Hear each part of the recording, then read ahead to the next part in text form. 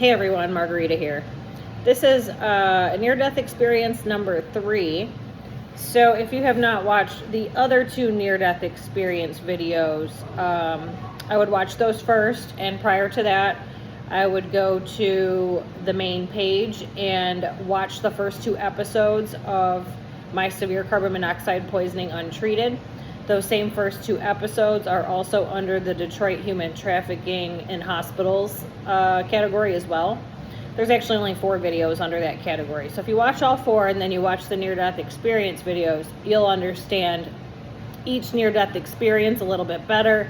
And then as each one goes on, it ties to the last. So this is the number 3 on the near-death experience situations that I've gone through, because the first one I didn't actually die, I just came very close, which led to the second one, which then leads to this one.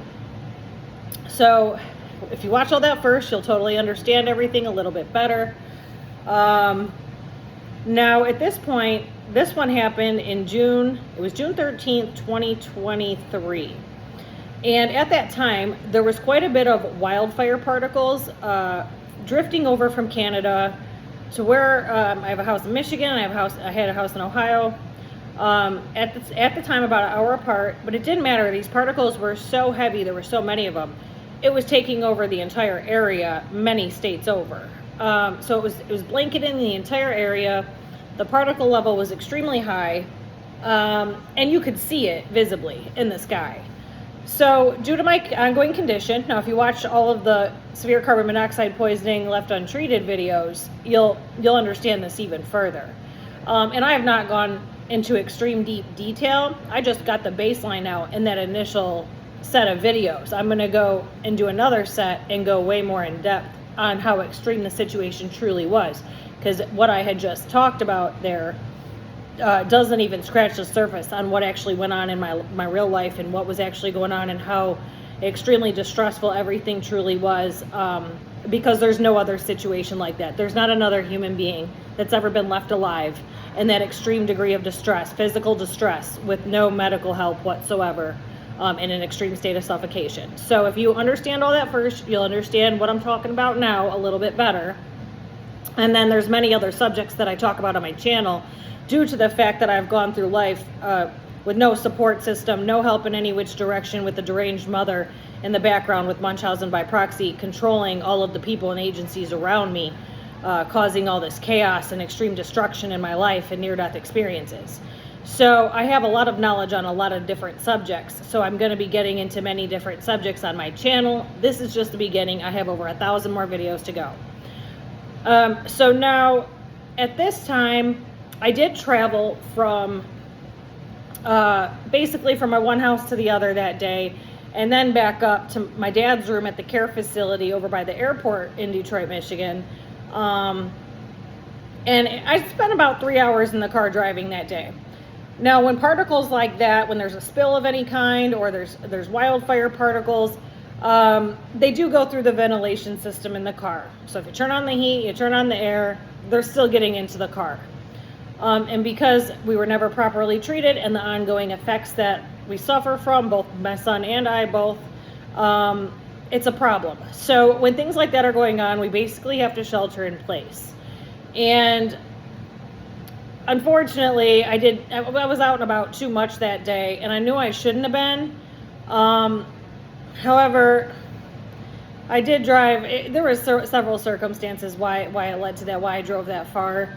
And I really shouldn't have did that. But coming out of all that, after leaving my dad's room, after I did all that driving, after the whole day had gone by, and I was breathing those particles within my car with the air conditioning on, I'd gone to one grocery store. I went to pick up some things. I was picking up specific things to make something very specific, and a few extra things.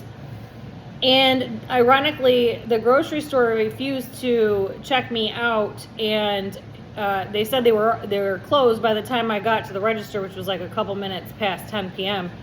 And they wouldn't check me out, and I had to leave the whole cart behind. And that was in Brownstown, Michigan. So my dad's room was in Romulus, Michigan. I went to Brownstown. That happened in Brownstown. I went down the road to Woodhaven, where there was a Walmart, and I believe they were open till at least midnight, if not maybe later. So I went there next, and my son was with me. It was just him and I, and my older 2 kids were at my dad's room in Romulus at the same time we were there, and we all left around the same time. So I had no idea where they went from there. So it was just my younger son and I. He was about 7 at the time. And we go into Walmart, and ironically, I'm also on this stupid blower for court at the same time this is going on. And I'd been on it for a few months at this point, and I was supposed to blow on it every 4 hours. And part of the problem with that is I have numerous brain injuries. I had 3 at that point. And I still couldn't be woken up. At no time during my injury from 2018 to current, because this is still the problem, I can't be woken up. It disrupts the brain healing, and because I'm so overloaded with neurotoxins, my brain tissue is open, that it hurts extremely bad to be woken up. And then it stays that way the rest of the day if that happens to me. So ever since the beginning of my injury, that was never able to happen.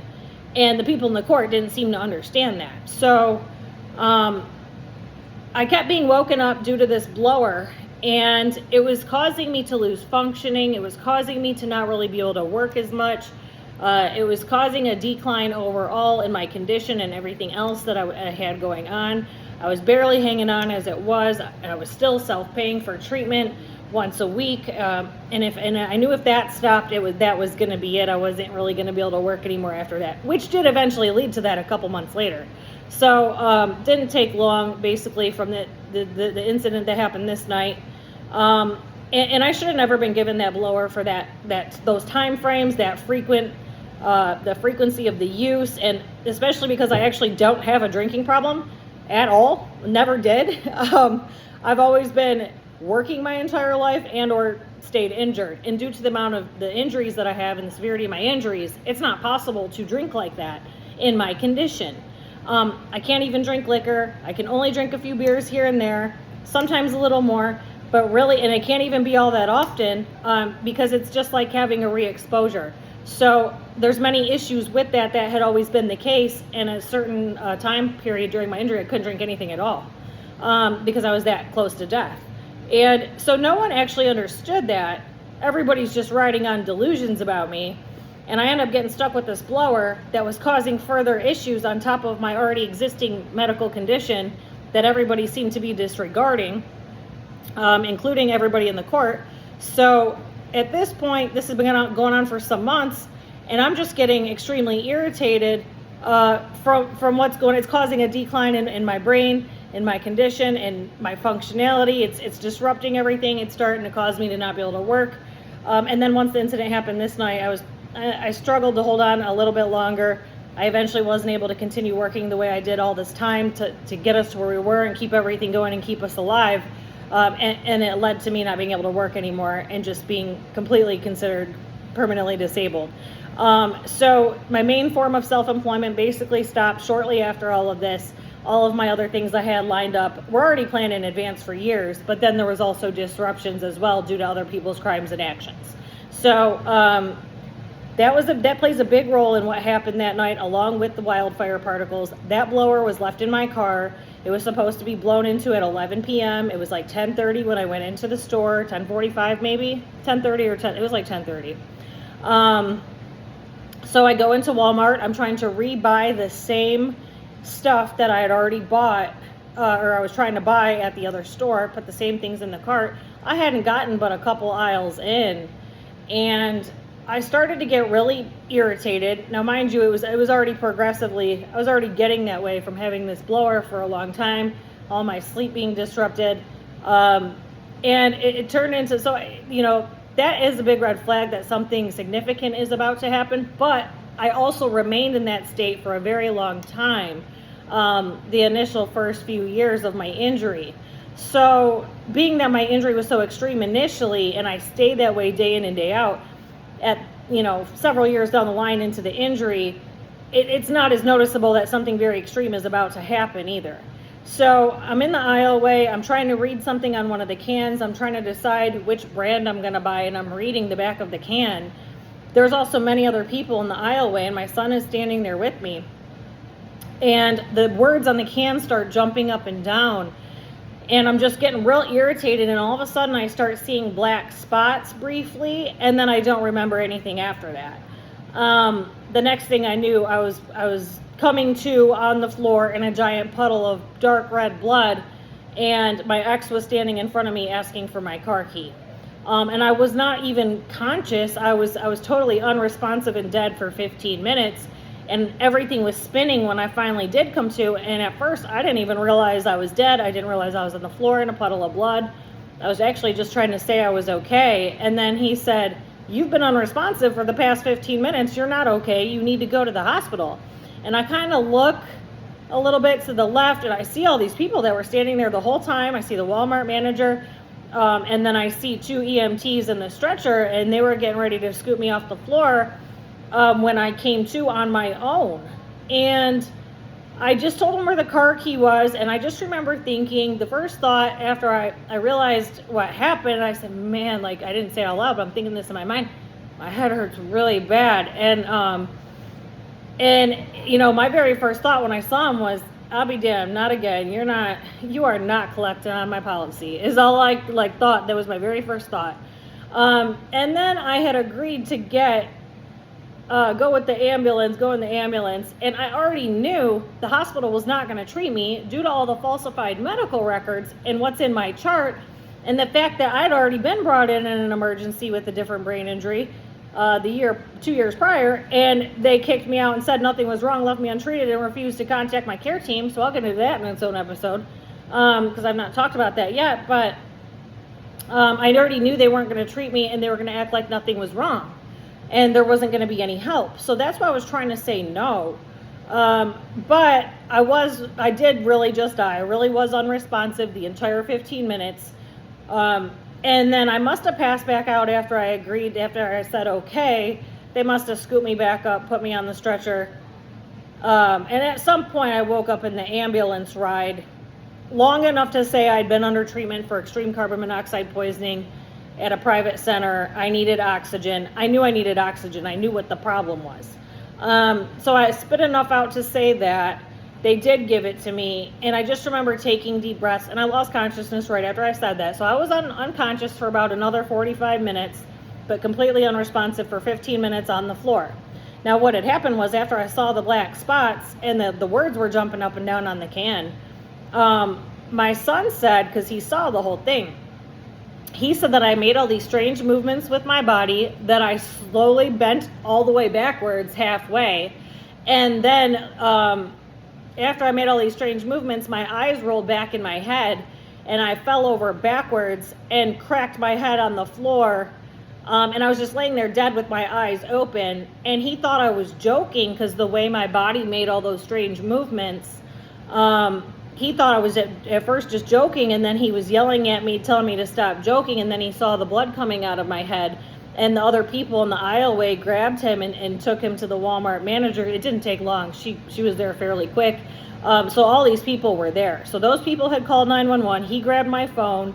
He called his dad, told him I was dead on the floor at Walmart. He needed him to come get him. Ironically, he happened to be across the street at the store, directly across the street from there. And also, ironically, my older 2 kids were separately at that store directly across the street in a different vehicle. So they all headed over to Walmart. One of them took the car. I left in the ambulance. However, I had separated myself from my purse. I only took my phone and my wallet into Walmart. So now this blower is in the car, and I'm completely separated from the car. I'm also unconscious, unresponsive, not really with it. And I had a certain time frame to blow in this blower. And it was approaching toward the end of that as well. So now I know what happened was due to those particles, and sometimes I have delayed symptoms. It doesn't always happen right away, but enough particles had went through my open brain tissue, had loaded up, and that cut off all oxygen to my brain while I was standing. I then fell over, cracked my head open. So 2 brain injuries. One was, I don't know if it was hypoxic or anoxic. So I don't know if all blood, I think it was all oxygen was cut off to my brain, I'm pretty sure. And that's what caused me to fall over and crack my head open and all that blood to come out. So then I hit my head physically on the floor, and it split open, and I lost all that blood to the head. So 2 brain injuries, 1 incident technically in that incident on June 13th, 2023. Now, the car came in and gotten pretty quick. I was in the hallway of the hospital. They were fairly busy. The EMT did give me the oxygen. After I had it on and I knew it was there, I was breathing deep because I knew that was the answer, even though I wasn't really conscious. I was just kind of in and out of it for a little while. So I was breathing really deep, and it did cause me to eventually wake back up. You can't be up here. Sorry, my daughter brought home a cat. I told her no kids for at least 5 years, and she brought home a cat instead.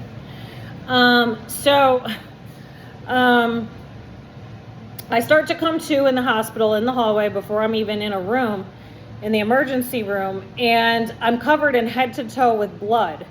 And I always wear a watch. I don't really know. My phone and my wallet must have been on top of me on the stretcher.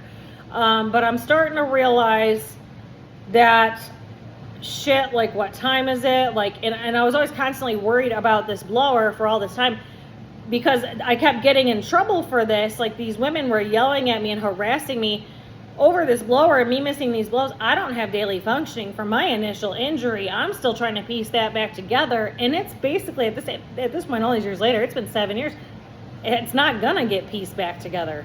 So this is a few years ago. I already knew, like, I don't have daily functioning. That can't even be incorporated into my life. And nobody was comprehending that. So I'm constantly, like, worried about the time, thinking about, like, oh, what time is it? Oh, shit, I forgot to blow. Oh, shit, I forgot to blow. Like, this shit was getting ridiculous because it had then taken over my life.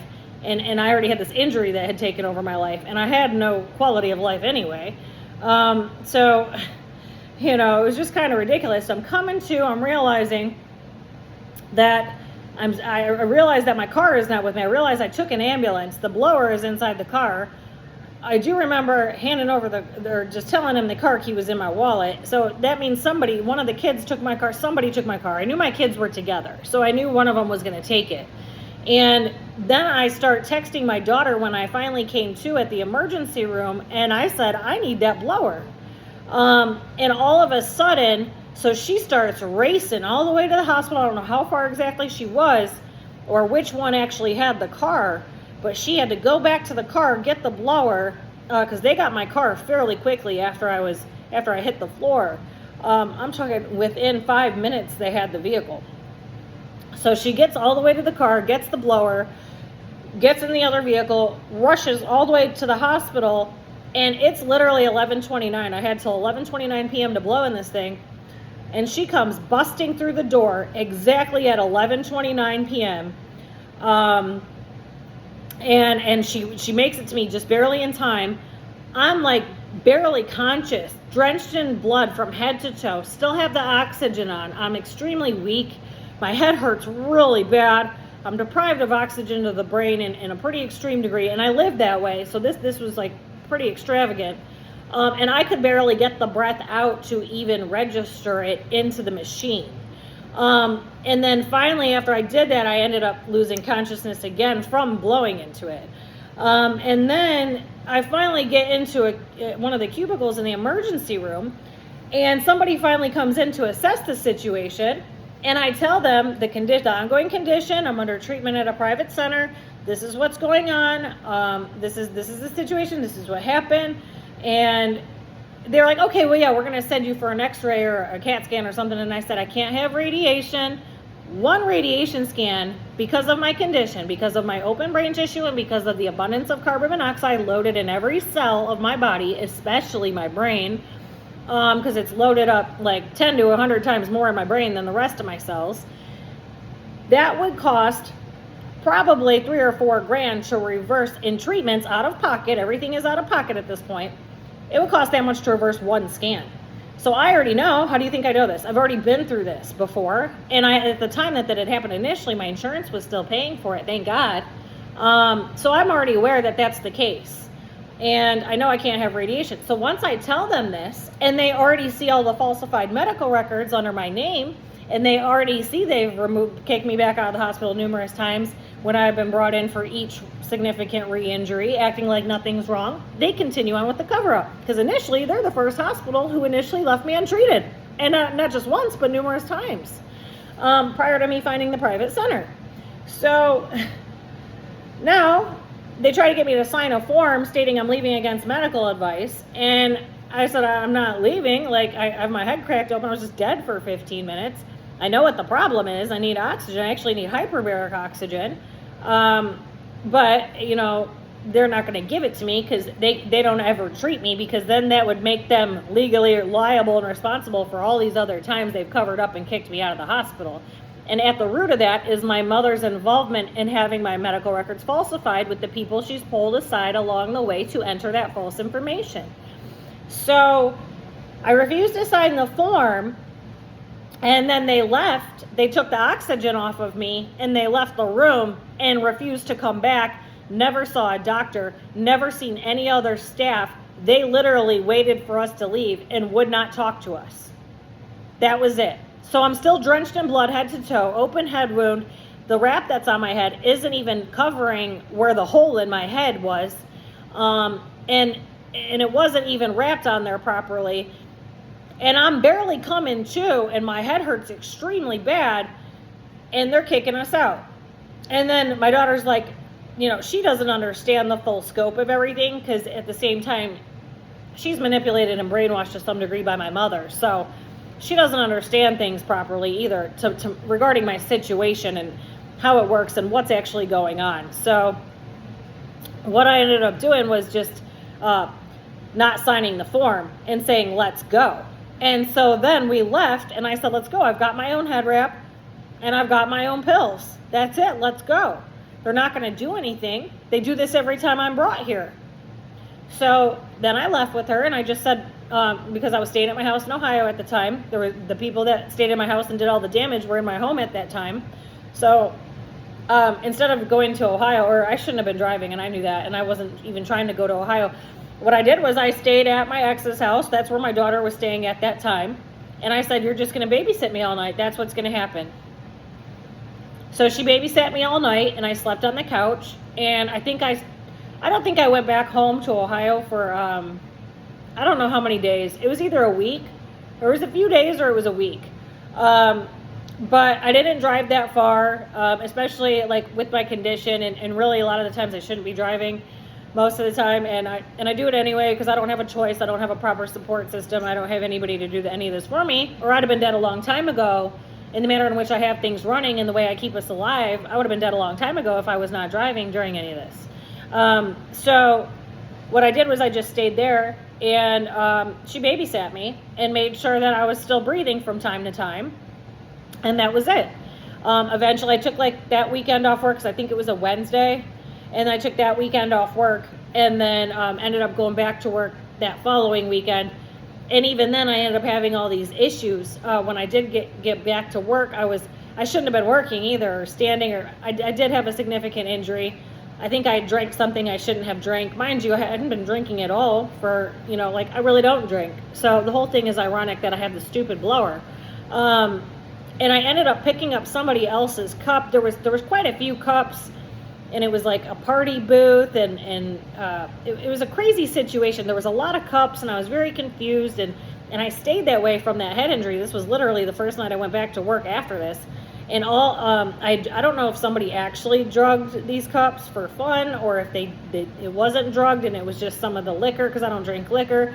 And I poured a glass of orange juice, but everybody's cup looked the same. And because of all the head injuries and the recent injury and everything that had happened, I don't know what I actually drank. I don't know if somebody actually just topped the cup off and I didn't taste it, or if there was a drug put in it, or if it, I don't really know exactly. Because what happened, I did blow. There was alcohol on my breath when I blew a few hours later, and I did not intentionally drink the alcohol, but due to the brain injury and the near-death experience, I was confused, and here I am doing all these re-injuries and all these injuries. I'm forced to work because I'm paying for everything myself. I'm self-employed, and at this point, like, I could only miss so much time. I'd already been through a lot. I can't really be missing any work. I'm barely keeping everything going, so I couldn't miss any more time.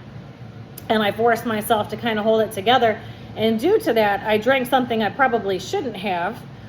mixing up all of these cups. There was like 6 or 8 cups, and they all looked the same. And with my condition and how it all, and it was a fast-paced environment, I don't really know what I drank. But then the next day there was a significant issue, and the walls were caving, and it wasn't just alcohol, or it had to do with the brain injury mixed with how I don't drink liquor. And I don't really know. I'm not sure. We never figured it out. But then I made my way to Charmaine's office that day, all the way back up in Michigan, an hour away, and I was texting her that morning, I don't feel good, I need to see you, I really need to see you, I don't feel good, something's wrong. And that's all I could say because I didn't know what was wrong.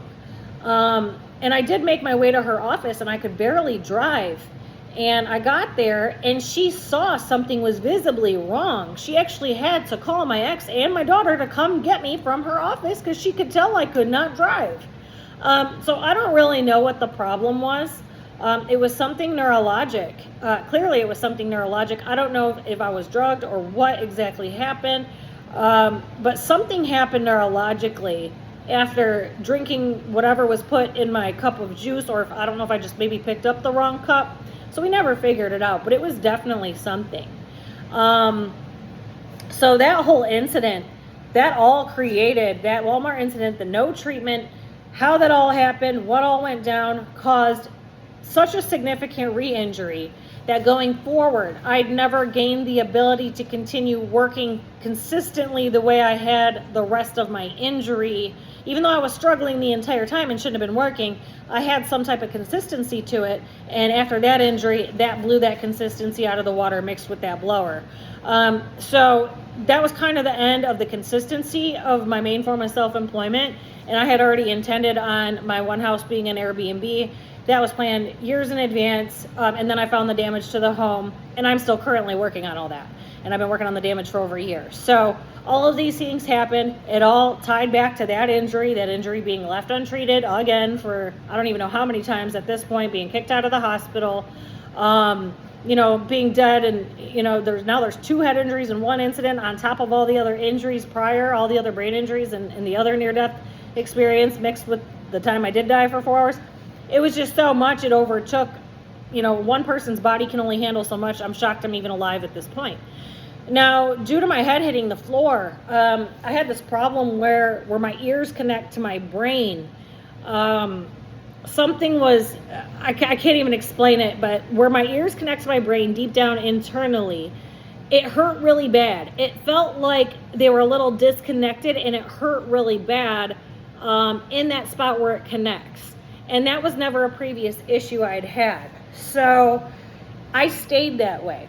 I stayed that way for months until, because I did work a little bit. I was able to kind of work a little bit. I forced myself to, because I had to keep the bills going. I didn't have a choice.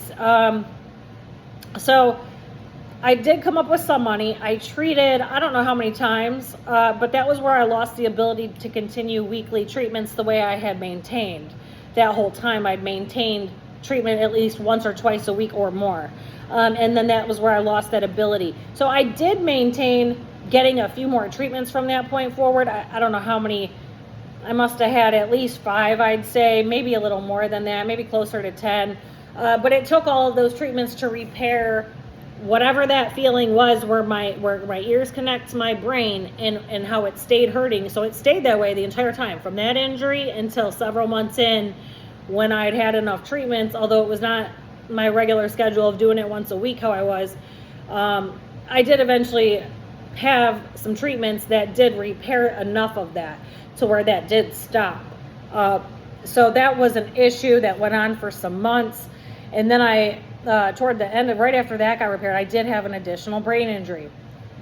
So I will come back in a different episode and I'll talk about the other couple brain injuries that I had that were not near-death experiences, because then those also play a role in everything that's gone on. But I had all these extreme issues, that was kind of the downturn, and, everything kind of changed after that, and it's leading to kind of where I am today, but it's all tied together. Everything's tied together.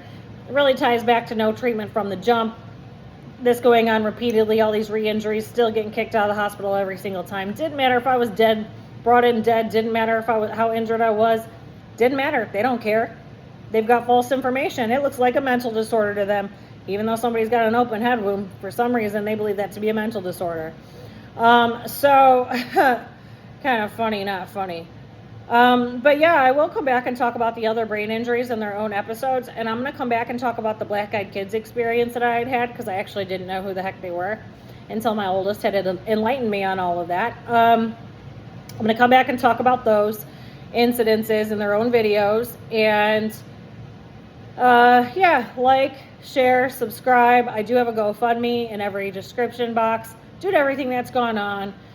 Due to the extreme circumstances, all of my income having to be put on hold in all these different directions. Basically, my job right now is to continue cranking out the videos, the information and knowledge that I have that the rest of the world does not, because I have a lot of life-changing information for a lot of people who are looking for it. So that is currently what I'm working on, because right now I'm kind of forced to shelter in place at home. So that's what I've been doing. That's where I'm at, and I'll be back with another one. Thanks. Bye.